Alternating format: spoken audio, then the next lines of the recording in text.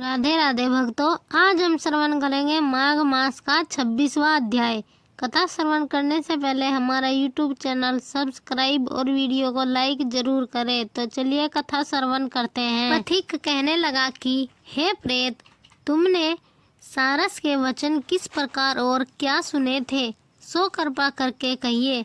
प्रेत कहने लगा कि इस वचन में कुहेरा नाम की नदी पर्वत से निकलती है। मैं घूमता घूमता उस नदी के किनारे पहुंचा और थकावट दूर करने के लिए वहां पर ठहर गया। उसी समय लाल मुख और तीखे दांतों वाला एक बड़ा बंदर वृक्ष से उतरकर जल्दी से वहां पर आया जहां एक सारस सोया हुआ था।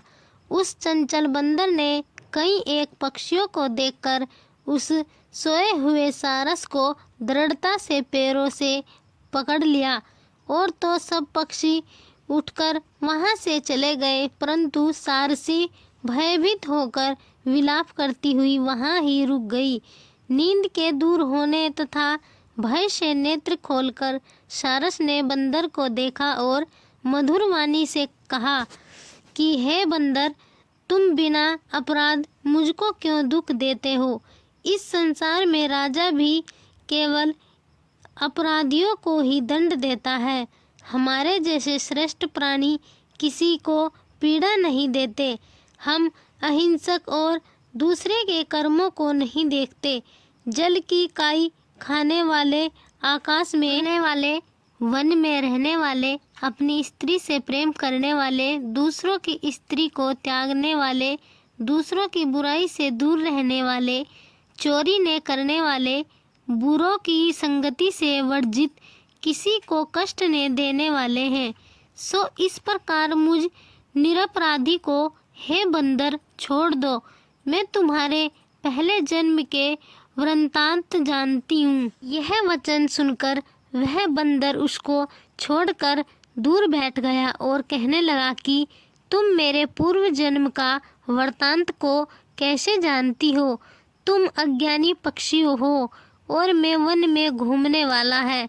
सारस कहने लगा कि मैं अपनी जाति की स्मृति के बल से तुम्हारे पूर्व जन्म का सब वृत्तांत जानती हूँ।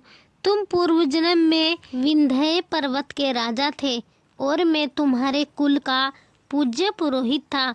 तुम राजा होकर अपनी प्रजा को पीड़ा दिया करते थे। विवेकहीन तुमने बहुत सा धन इकट्ठा किया। सो वानर, प्रजा की पीड़न रूपी अग्नि की ज्वाला से तुम पहले ही तप चुके हो। पहले तुम कुंभी पाप नरक में गिरे गए। तुम्हारे शरीर को नरक में 3000 वर्ष बीत गए। फिर नरक से निकालकर बचे हुए पापों के कारण इस बंदर की योनि में आए और मुझको मारना चाहते हो। पूर्व जन्म में तुमने ब्राह्मण के बाग से लूटकर बलपूर्वक फल खाए थे। उसका यह भयंकर फल हुआ कि तुम वानर और वनवासी हुए। प्राणी अवश्य अपने किए हुए कर्मों को भोगता है, इसको देवता भी हटा नहीं सकते। इस प्रकार में सारस का जन्म लेकर भी अज्ञान से मोहित नहीं हुई। इतना कथा सुनकर वानर कहने लगा कि यदि ठीक ही जानते हो तो बताओ, तुम पक्षी कैसे हुए। सारस कहने लगा कि मेरी दुर्गति का कारण भी सुनो। तुमने नर्मदा नदी के किनारे पर सूर्य ग्रहण के समय बहुत से ब्राह्मणों के निमित्त 100 ढेर अन्न के दान किए थे।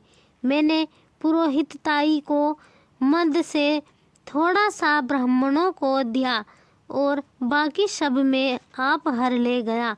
इन ब्राह्मणों के द्रव्य का अपहरण करने के पाप से मैं पहले काल शूद्र नरक में और फिर रक्त कर्दूम नरक में, यहाँ पर बड़े बड़े कीड़े थे और रक्त तथा पीप से भरा हुआ नाभि तक नीचे सिर और ऊपर पैर किए हुए पीप चाटता हुआ उस दुर्गंध वाले नरक में कीड़ों आदि से काटा जाकर 3000 वर्ष तक उस यातना को भोगता रहा। मैं नरक में दुख का वर्णन नहीं कर सकता, फिर नरक की यातना से मुक्त होकर यह सारस का जन्म पाया, क्योंकि पूर्व जन्म में अपनी बहन के घर से कांसे का बर्तन चुराया था। इसको मैंने एक जुआरी को दिया, इसी से मैं सारस योनि में आया। यह मेरी स्त्री पिछले जन्म में ब्राह्मणी थी, इसने भी कांसे की चोरी की थी, इसी से यह मेरी स्त्री और सारसी हुई। यह सब मैंने तुमसे कर्म फल कहा, अब भविष्य की बात भी सुनो। अब मैं, तुम और यह मेरी स्त्री भी हंस होंगे और काम रूप देश में सुख से निवास करेंगे। फिर इसके पश्चात गौर योनि में और फिर जाकर दुर्लभ मनुष्य योनि को प्राप्त होंगे। इसमें मनुष्य पाप और पुण्य दोनों ही कर सकता है।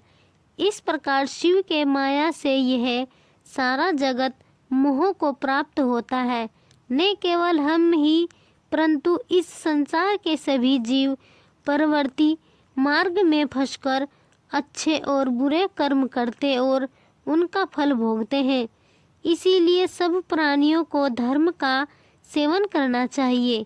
देवता, असुर, मनुष्य, व्याध, कीड़े मकोड़े सभी से यह कंटक रूपी मार्ग नहीं छूटता।